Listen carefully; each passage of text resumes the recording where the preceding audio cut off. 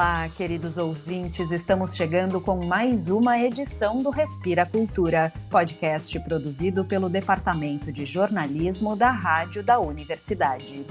Lembrando que vocês nos acompanham pelo blog da redação em urgs.br/destaques rádio, no Lumina Podcasts e nas principais plataformas de streaming.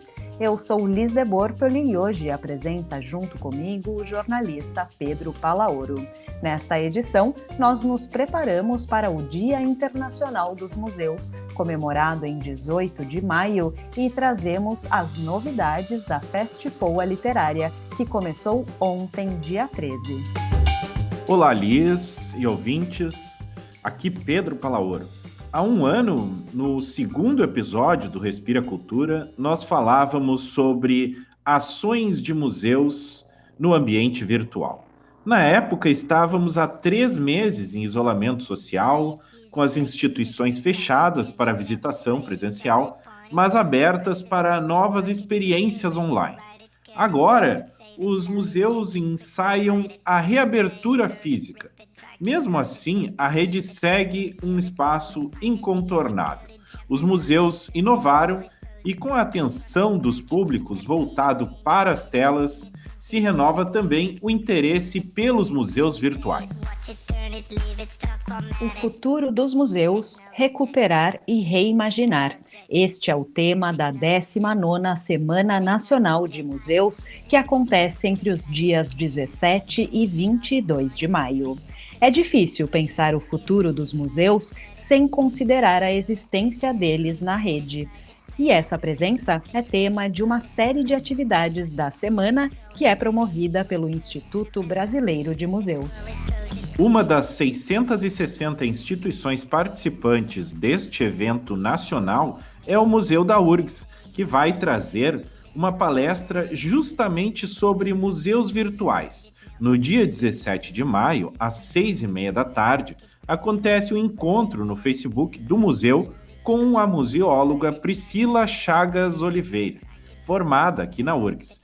A Priscila é doutoranda em Memória Social e Patrimônio Cultural pela Universidade Federal de Pelotas e é também assessora de gestão museológica do Museu das Memórias Impossíveis, um museu virtual que está para ser lançado pela Associação Psicanalítica de Porto Alegre.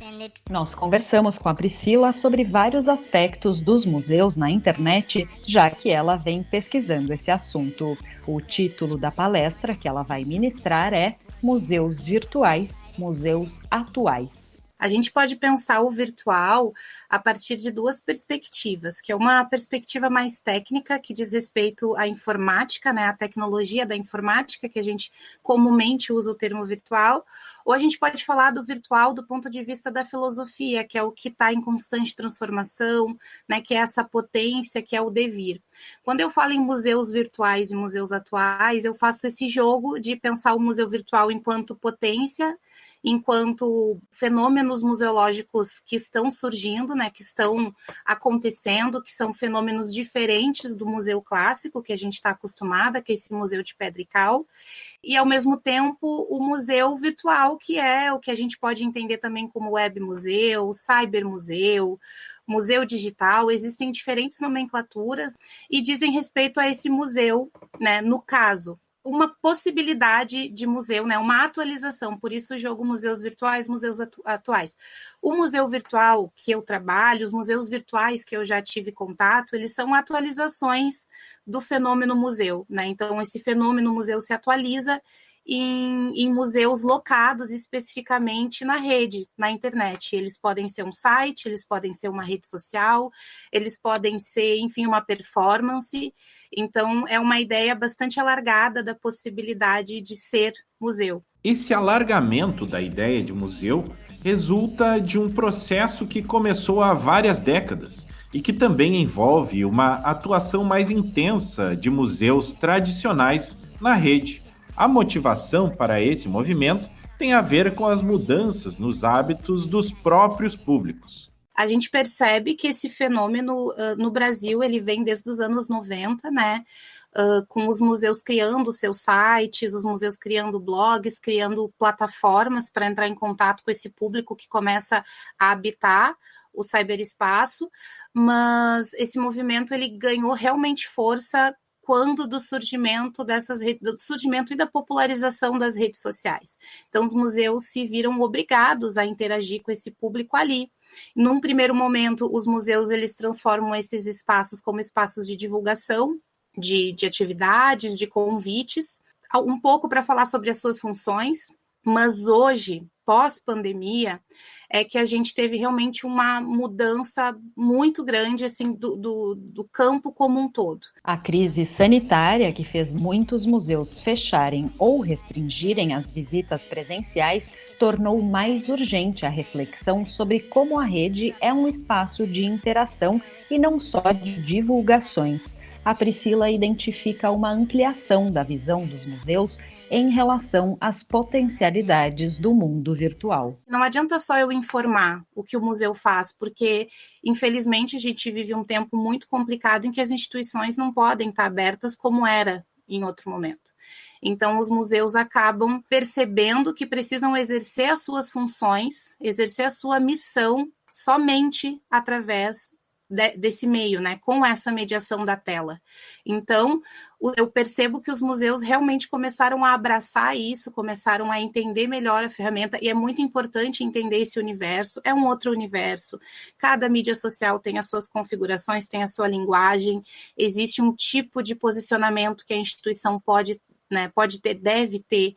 E eu percebo que isso agora, com a pandemia, fez com que, obrigou as instituições, não só os museus, obviamente, todas as instituições, a trabalharem a sua lógica, né, podendo exercer as suas funções sociais por meio dessas ferramentas e usando a potência do virtual, né, que é justamente a interatividade, que é possibilitar um diálogo, é possibilitar que essas memórias, que em algum momento a gente sabe que o museu ele surge como um espaço de monólogo, onde a instituição fala e as pessoas aceitam essa informação dada como verdade absoluta, e hoje a gente vive um outro paradigma, principalmente com o surgimento dessa mídia, que é o diálogo, que é possibilitar a construção, né, coletiva dessas memórias, é trazer diferentes narrativas para a história, justamente para confrontar a ideia de que existe uma história absoluta, né, uma verdade, uma narrativa absoluta. Ao mesmo tempo em que intensifica as formas de interação e diálogo, o virtual também traz inúmeros questionamentos para os museus no que diz respeito às funções deles. Por exemplo, como falar de preservação do patrimônio em um meio marcado pela efemeridade? Isso é uma questão bastante complexa para a gente que trabalha com museu, né? Porque a gente parte do pressuposto de que a gente documenta, a gente pesquisa e a gente preserva pensando na permanência, o máximo de tempo que a gente puder. Quando a gente fala do museu, que é esse museu nato digital, o museu que nasce, né? O museu que eu trabalho, é um museu que existe online, somente online. Nós não temos uma sede. Assim como o Museu de Memes, que é vinculado à Federal Fluminense, ou o Museu da Pessoa, que é o primeiro museu virtual do Brasil, tal. E quando a gente fala de certos fenômenos na internet, esses fenômenos são efêmeros. A gente pode falar de museus, como, por exemplo, o museu agora brasileiro, dedicado às vítimas da Covid, é uma página no Facebook. Se intitula Museu, é um fenômeno museológico e pode ser efêmero no momento que essa página deixar de existir, né? Então, quando a gente entra nesse espaço, a gente começa a questionar pressupostos e entender que talvez a preservação nesse espaço se dê na medida em que esse espaço tem relevância e que as pessoas tenham engajamento nesse universo e que, por conta desse engajamento, esse espaço acaba se mantendo, né? Quem fala isso é uma autora que trabalha hoje no Brasil muito bem o assunto, que chama Vera Dodebey. Ela diz que pensar o museu nesse espaço, pensar o patrimônio nesse espaço, talvez seja retomar aquele momento da nossa história em que a gente preservava os mitos através da oralidade, em que a gente passava de um para o outro a história se mantém na medida em que a gente compartilha. Então, na medida em que a gente compartilha e se engaja nesses projetos que estão num espaço que é efêmero, ele vai continuar existindo. A Priscila também chama atenção para o fato de que as tecnologias digitais proporcionam uma capacidade de armazenamento imensa,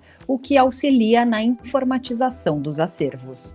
A preservação digital envolve uma série de áreas profissionais e de conhecimentos específicos. Se nem tudo se preserva, também não é tudo que se torna efêmero.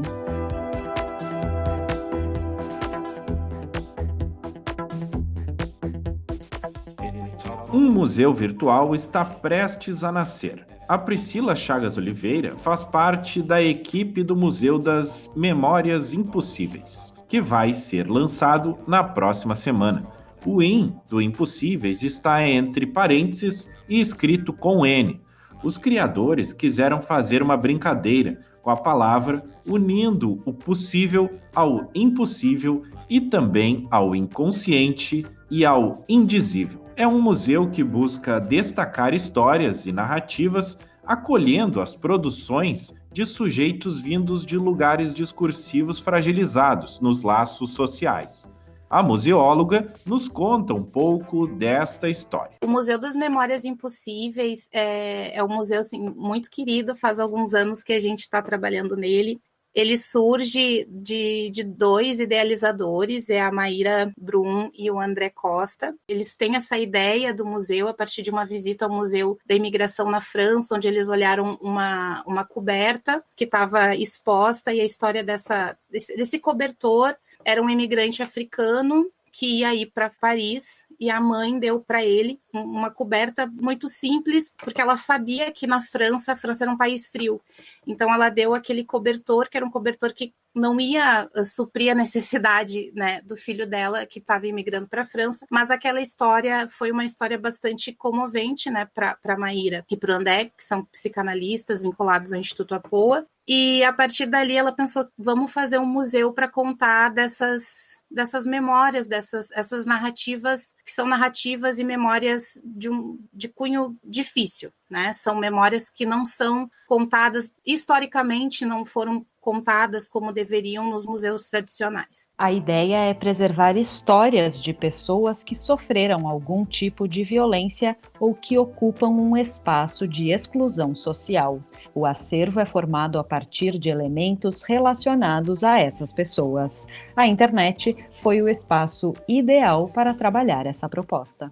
Esse museu já se sabia de antemão que ia ser virtual, porque a gente está falando de narrativa. Então, a gente está falando de narrativa a partir de qualquer coisa, e quando a gente pensa em coisa, é realmente qualquer coisa do mundo, pode ser uma coisa material ou uma coisa imaterial. A gente vai transformar essa coisa em objeto que vai ser portador de uma história, a gente vai narrar, né, essa história a partir desse objeto. E o importante para o museu é que essa história ela esteja nessa ordem do que é inconsciente, do que é indizível e do que é impossível. Por isso a brincadeira do né, com o impossível. É possível porque a gente está fazendo esse trabalho de desenterrar memórias de sujeitos que sofrem rupturas nos laços sociais, né, de sujeitos que não são contados na história, que não são contados, não fazem parte da narrativa patrimonial oficial. E a gente conta através das nossas exposições, através das nossas coleções. E era virtual justamente porque se a gente está falando de narrativa, a gente pode ver essas narrativas pela digitalização desse material, se ele for físico, ou no caso de sonhos e depoimentos, esses sonhos e depoimentos podem vir em qualquer tipo de suporte, pode ser um vídeo, pode ser um áudio, pode ser uma leitura, um texto, né, escrito mesmo desse sonho, desse testemunho.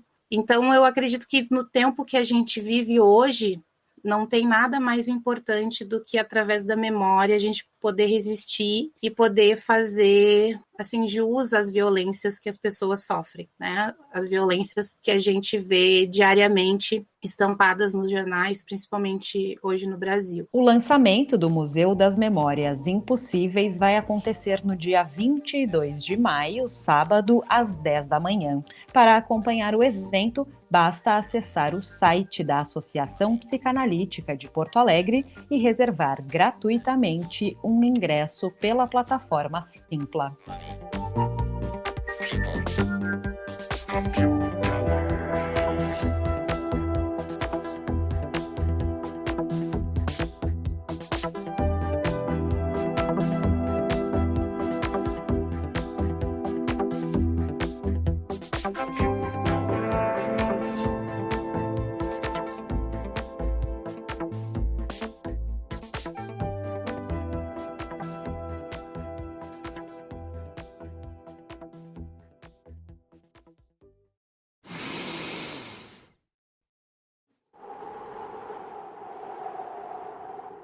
Respira Cultura.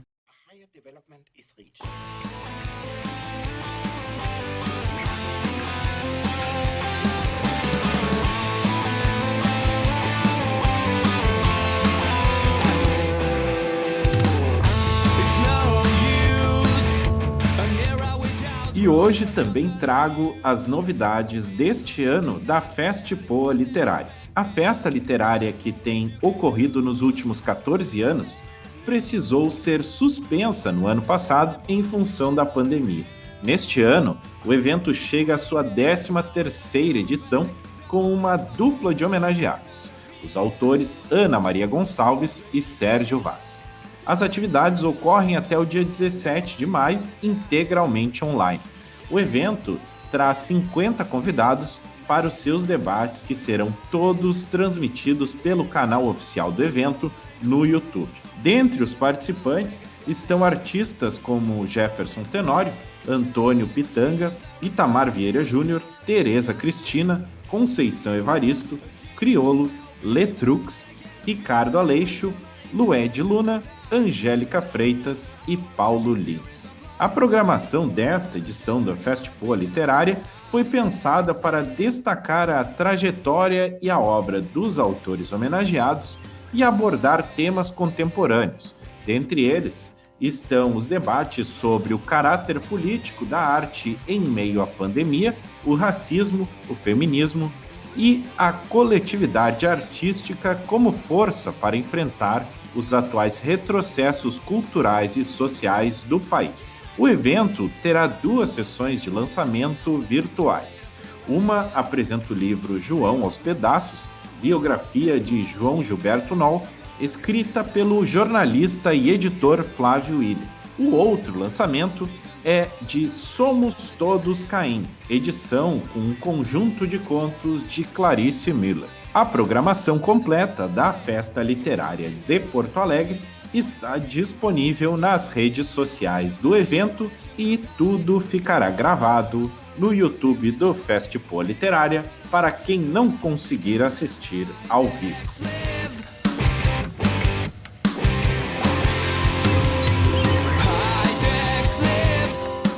E para o nosso momento de leitura de hoje, um dos homenageados da Festpoa Literária deste ano, Sérgio Vaz. Ele é um dos fundadores da Cooperifa, que é a Cooperativa Cultural da Periferia, em São Paulo, e do Sarau da Cooperifa, além de diversos outros eventos culturais. Ele é poeta e escritor, publicou 10 livros até agora, recebeu diversos prêmios por seus trabalhos e traz nas suas rimas a sua força, a observação do mundo ao seu redor. Do livro de 2016, Flores de Alvenaria, a gente lê agora o poema homônimo. Dá-me tua mão, amor. A madrugada tem olhos que machucam e as ruas estão cobertas de pequenas estrelas, anunciando que o passado sombrio caminha contra a liberdade do futuro. A neblina tem olhos que delatam, e noites sem pão nem flores querem de novo sentar à nossa mesa, já tão farta de antigas dores. Corpos negros sangram nas calçadas, e enquanto o asfalto trama o fim da paz, o sangue dos famintos escorre surdo no rap triste e nas filas dos hospitais. No calendário, os dias marcham com velhas botinas. É inverno em plena primavera e o outono não tem fim, deixando marcas profundas em nossos corações que sonharam ser orquídea com a mesma força do capim. Não te larga de mim, amor. Entre cegos e tiranos modernos, entre rosas e espinhos, de mãos dadas tenho força para caminhar. O vento sopra os fantasmas para as praças, o ódio com gás é servido nas mesas dos bares, os lobos clamam a carne da desgraça e sorrir já não é permitido em nossos lares. Chama teu amigo, amor, a irmã do teu amigo, a amiga do teu amigo, dos prédios altos às flores de alvenaria. Chama todo mundo, seja lá quem for. Eles não sabem que, de tanto sangrar, nessa pele dura de mãos calejadas, escorre vinho em nossas veias e se servem na taça que a vida está por um tris. Cantemos em nossa festa, bora lutar, bora ser feliz.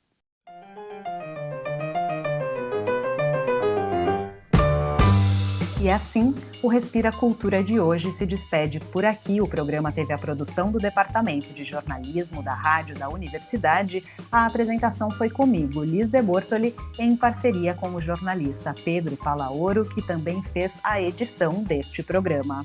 Na trilha sonora, a gente ouviu Technologic com Daft Punk, Computer World com Kraftwerk e High Tech Slave com a Big Stone Crew. E não esquece de seguir a Rádio da Universidade nas redes sociais para não perder nenhum conteúdo. A gente volta na próxima sexta-feira pela manhã. Até lá!